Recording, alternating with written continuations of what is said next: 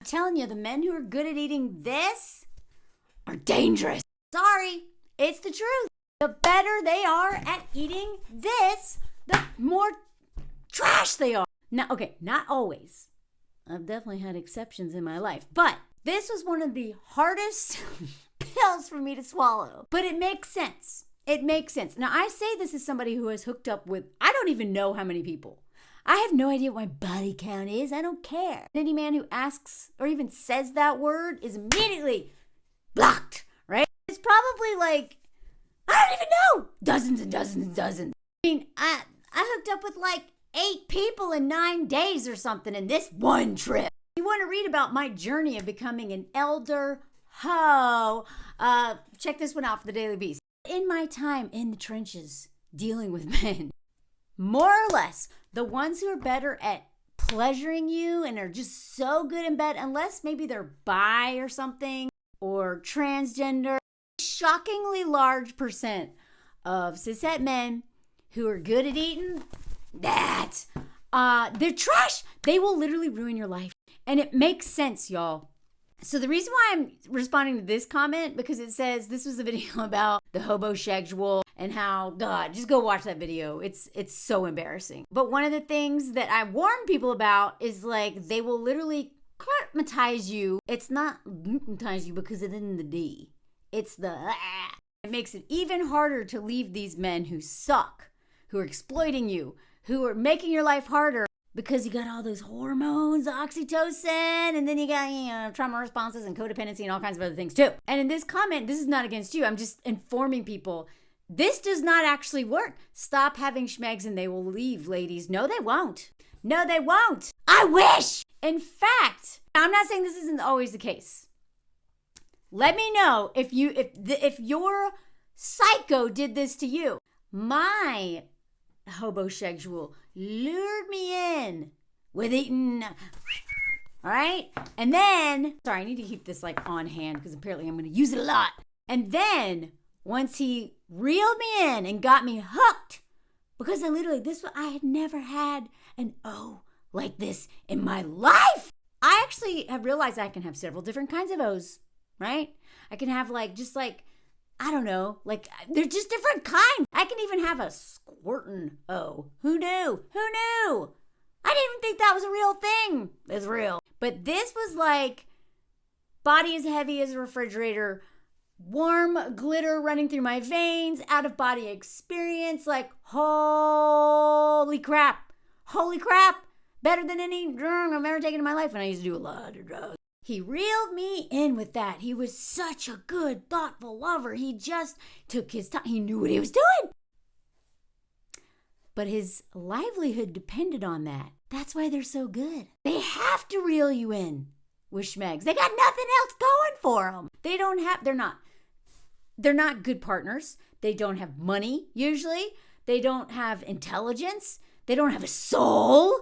They have nothing going on for them. Nothing. And they're charming. But once all that wears off, they are so exhausting that they have nothing going for them. So they reel you in with their charm, their love bombing, they're like mirroring you, like whatever it is that they figure out because they're predators, man. They're like, okay, like this dude knew that like flowers and all that crap would never work on someone like me. Okay. So his was very specific to like saying just the right things, doing just the right things. That was very specific to me because they're detectives. They're taking notes, And they usually reel you in too with all these hormones. And then as soon as he got me, he then stopped doing anything. I was begging him for schmegs. He withheld it to fork with my mind. Because if you want to get a woman feeling really insecure, don't fork her. Unless she doesn't want you to. I know a lot of women are in terrible marriages and just wish these men would go away and just leave them alone. But I really wanted it. And he knew I wanted it. And he used it. He withheld it to control me. Right? I was begging for it. And then he accused me of being like a schmegs addict. And I'm like, no, I'm just I could literally just want even a percentage of what we were doing before. No, These men are very tactical, okay? They are not smart, but they have killer instincts. Whatever it is that they know that you really want and you really need, they will then breadcrumb you with that to keep control over you. Unfortunately, not even if I had cut him off, he wouldn't have left. Why would these men leave? These hobosexual vampires, they want your money, they want your attention, they want your time, they want your energy, they want your house, they want your TV that then they'll throw at you. They are an empty vessel. And they are vampires, right? And they suck and suck and suck and suck and suck the blood out of you. So you have nothing left. But when they're done with you, and then while they're doing that, they're also finding new people. They're already cheating on you, right? These men are so good at eating because they're so used to men who don't know what they're doing or don't care. So when we meet a man who's like, we don't have to tell him anything. This man knew my body better than I did. I was like, what? Right? So I'm not saying it's a red flag if a man is good at eating kitty cat. But what I am saying is if he is, you need to be asking yourself on a regular basis, what else does he add to my life? Because if all it is schmegs and him just blah, no, that man's going to ruin your life. He's going to take all your money. He's going to take all your free labor.